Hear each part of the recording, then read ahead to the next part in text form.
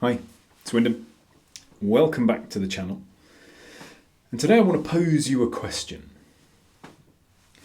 On the adventure of self-growth, self-development, personal reconnection, what can we learn from the 1939 Judy Garland film, The Wizard of Oz?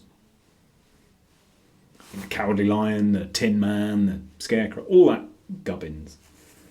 What can we learn from it? This was prompted by a client of mine who has a wonderful turn of phrase and has this ability, once they've had a revelation, to turn it into a metaphor or an analogy or whatever it might be. They can just pluck an idea that perfectly encapsulates what they're talking about. And I think there are lots of things we can take from The Wizard of Oz, but I think there are two things that strongly resonate with me. One pointed out by a client, and then another one that has come to me since. So this client of mine was struggling with a fear of worst case scenario. I'm not going to go into the specific details of it, but they were struggling with the tendency of our brains to take a tiny piece of information and, like a snowball tumbling down a hill, escalate worst case scenario each time until in a very short space of time we've gone from, I don't know, oh, my boss is going to be really pissed off with me, to I'm destitute on the street, unable to afford my bills, my house has been repossessed, I can't afford anything, my kids have disowned me, all of that. All from, I haven't quite had enough time to get this report finished, right? We have this huge, dramatic escalation in the things we're afraid of. And we were exploring one of these, and actually when we dug all the way down, there was this realization that, oh my God, I'm making this far worse than it could ever be in reality. And therefore, I can formulate a plan to address this before it escalates out of control, or even before the point where I think I'm going to get into trouble. I can formulate a plan of action that addresses that before it happens. And in that moment of realization, he said, do you know what? It's like pulling the curtain back in The Wizard of Oz. All the way through that film, there is talk of the wizard as this all-powerful, all-conquering, almighty being that can, if they choose, can fix any problem.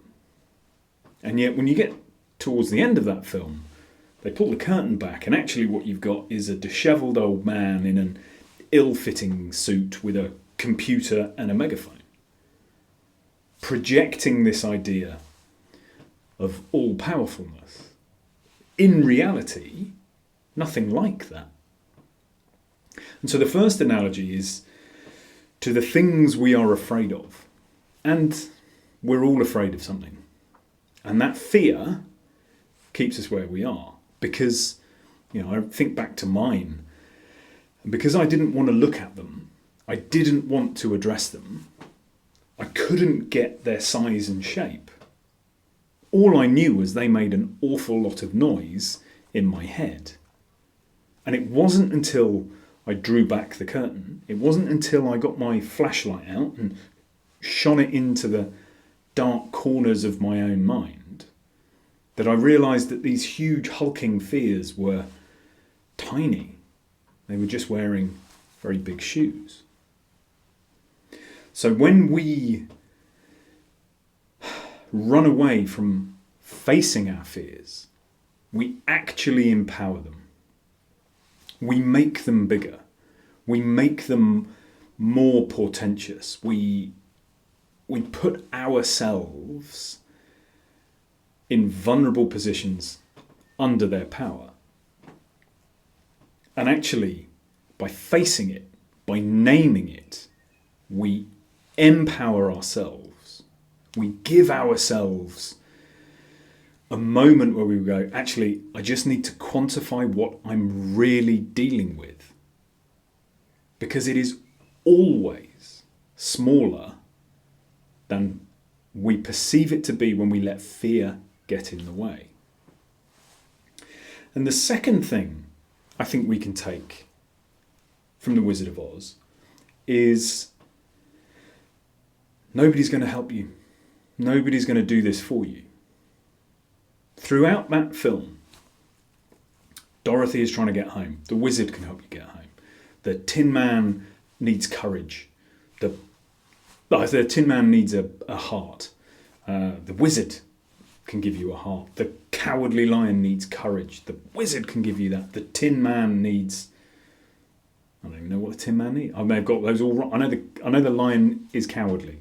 But they're all after something. But they want to be given it. That's the premise, right? And yet when they arrive at the Emerald City and they find the wizard and they pull the curtain back and it's actually just a little old man dishevelled in an ill-fitting suit with a computer and a megaphone.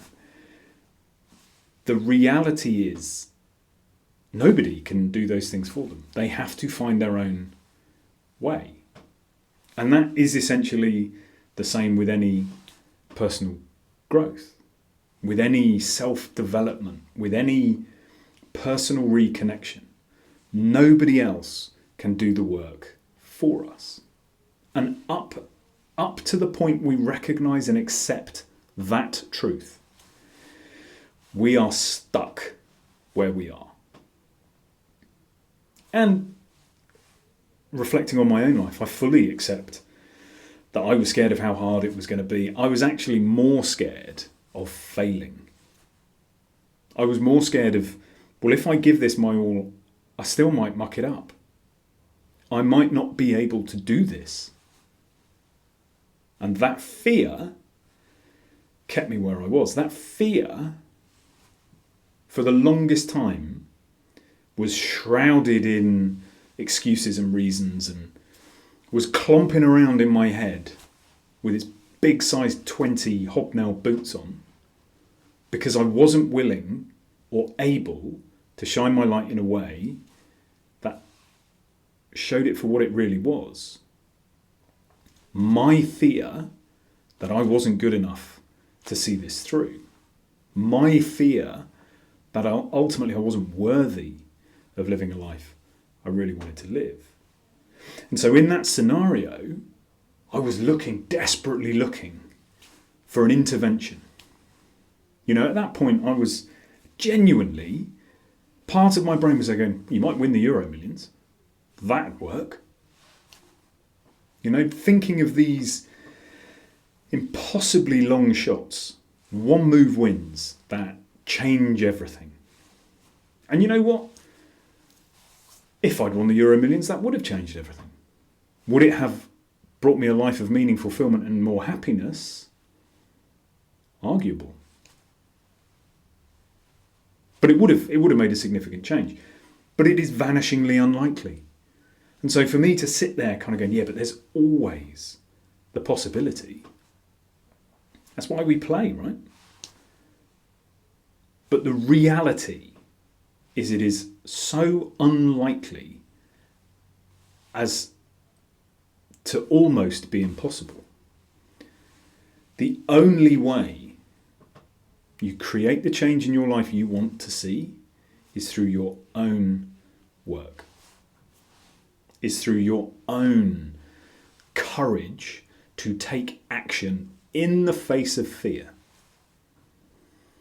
to recognize and accept that confidence is a result, not a starting point.